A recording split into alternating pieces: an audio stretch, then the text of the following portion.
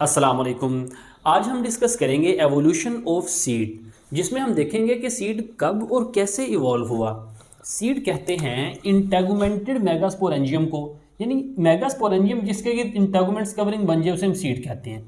और seed plants को हम स्पर्मेटोफाइट्स कहते हैं। और इनकी evolution 390 million years ago start हुई और 365 मिलियन ईयर्स अगो सीड की एवोल्यूशन कंप्लीट हुई। सबसे पहला सीड अपीयर हुआ।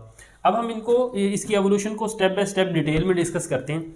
सबसे पहला स्टेप है एवोल्यूशन ऑफ हिट्रोस्पोरी। अब स्टार्ट वाले जो वेस्क्यूलर प्लांट्स थे वो भी होमोस्पोरस थे। होमोस्पोरस कहते हैं, देखें ये होमोस्पोरस इंसेस्टर्स हैं जिसमें एक ही साइज के स्पोर्स हैं। ये बाहर स्पोरेंजियम नजर आ रहा है। स्पोरेंजियम उस स्ट्रक्चर को कहते हैं जिसके अंदर स्पोर्स बनते हैं, और ये अंदर स्पोर नजर आ रहे हैं।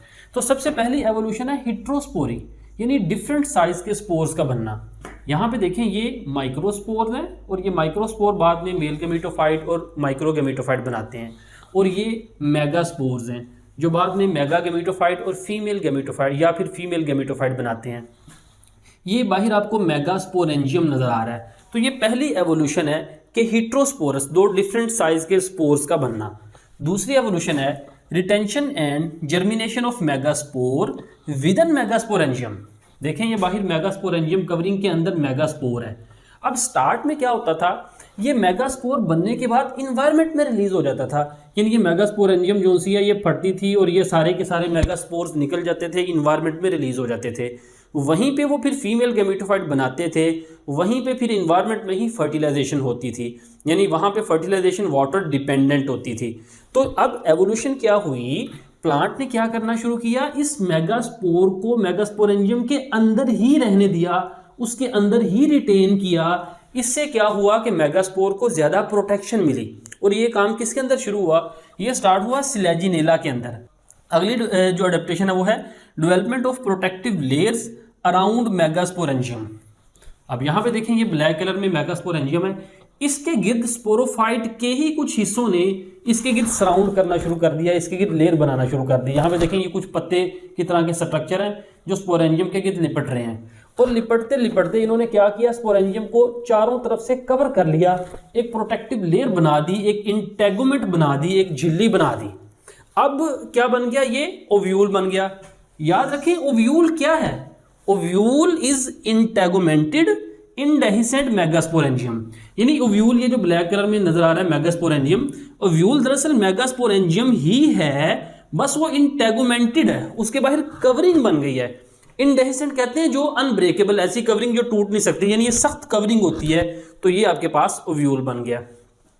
तो megasporangium tightly locked bye integuments. तो मेगास्पोरेंजियम जो है वो टाइटली लॉक्ड हो गया, ओव्यूल बन गया।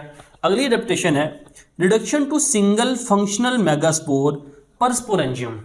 अब देखें होता क्या है, ये जो मेगास्पोरेंजियम है, अब ये मेगास्पोरेंजियम के अंदर होता है मेगास्पोर मदर सेल, जिसको हम मेगास्पोरोसाइट भी कहते हैं। ये डिप्लॉइड सेल है जो कि मियोसिस करके 4 मेगास्पोर बनाता है। अब मेगास्पोरेंजियम के अंदर जो 4 मेगास्पोर बनते हैं, तो इसका मतलब है वो 4 ही एग बनते हैं और फिर 4 ही एम्ब्रियो बनते हैं। तो उनमें कंपटीशन बहुत ज़्यादा होता है फूड का, स्पेस का, तो लिहाजा उनकी डेवलपमेंट सही तरह से नहीं हो पाती।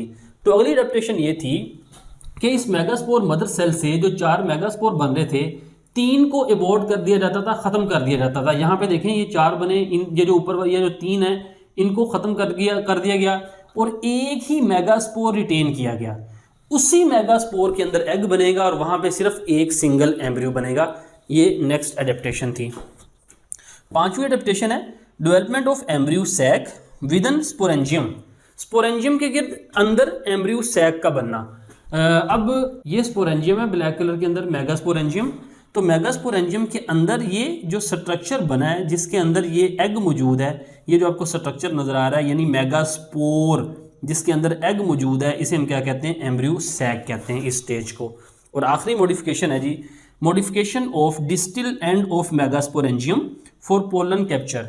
मेगास्पोरेंजियम का ये जो इधर वाला किनारा था ना, ये इस तरह से मॉडिफाई हुआ कि ये पोलन को कैप्चर कर सके। क्योंकि देखें ना, अब मेगास्पोरेंजियम के अंदर मेगास्पोर है।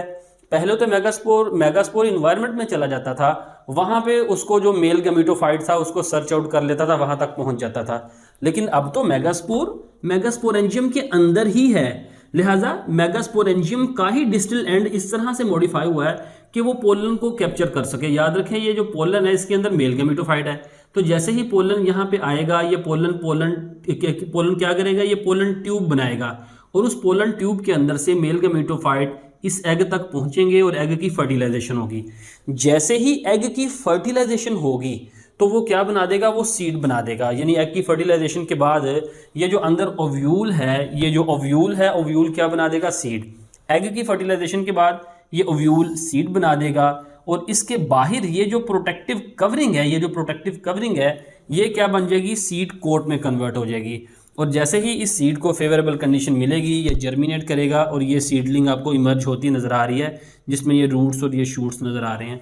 तो इस तरह के से सीड की एवोल्यूशन होती है, जो कि बड़ा ही अहम माइलस्टोन है सीड प्लांट्स के लिए, क्योंकि सीड की एवोल्यूशन के बाद ही सीड प्लांट्स जो से खुश्की के इन्वायरमेंट पर अडेप्ट होने के काबिल हुए हैं। वो खुश्की के इन्वायरमेंट के ऊपर उन्होंने अपने आप को इवॉल्व किया है। तो ये था आज का लेक्चर, उम्मीद है आपको समझ आई होगी। मिलते हैं अगले लेक्चर के साथ। अस्सलाम वालेकुम वरहमतुल्लाहि वबरकातुहू।